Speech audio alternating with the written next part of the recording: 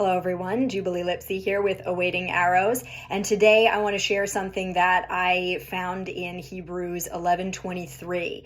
And this verse is talking about Moses, is talking about the faith of his parents when he was just a baby. And this is even before they put him in the reeds. This verse says, Hebrews 11:23, says, by faith, Moses' parents hid him for 3 months because they saw that the child was beautiful and they were not afraid of the king's edict. Now, if you remember the Pharaoh in Egypt, Israel was his slaves, and the Pharaoh wanted to kill all the baby boys, and Moses' parents hid him for 3 months before putting him in the reeds, where he was adopted by Pharaoh's daughter.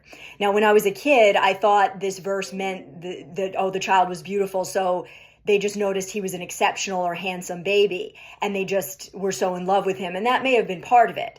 But now I'm reading this verse differently. I feel like it also means that they recognized that he was a precious gift from God. And I don't know if they also sensed the prophetic anointing on him or had any idea who he would become. But either way, they had faith enough to recognize that Moses was a gift from God, and they were more afraid of throwing that away than they were of defying the king's orders. They saw that God was the giver of life, and so they were going to fight for their child's life rather than simply blame God for putting them in such a desperate situation where, they couldn't raise him in peace. They mobilized in faith, embracing their obligation to protect him as best they could. And when that didn't work anymore, they took a bigger step of faith and put him in the reeds to be adopted. Now, how desperate, we're so used to that in movies and plays and stuff. It's so cute, Moses in the reeds. But when you think about it, how desperate do you have to be to say that the best I can do for my child is to put him in the river and hope that someone adopts him, hope that someone takes him out of my hands? And I'm sure that didn't feel like a faith-filled step to take at the time. And yet God saw it that way.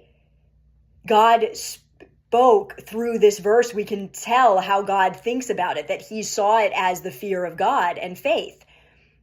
Now think about our lives. How often do we destroy, without meaning to, but how often do we destroy the gifts God puts in our lives by our lack of faith and lack of fear of God, by allowing fear of man or the fear of circumstances to sour into bitterness at God. And in doing that, we choke something to death by withholding it from God. This is a scary thing, but you can't fully steward the gifts from God unless you recognize that the safest place for those gifts is in his hands. And that's the shocking revelation I got from reading this verse recently. That's why Abraham was willing to offer up Isaac. He trusted that God wouldn't kill the heir of the promise, even if he had to bring him back from the dead. He didn't understand why God was asking him to offer up his only son, but he trusted that God was the giver of the gift, and so he would take care of it.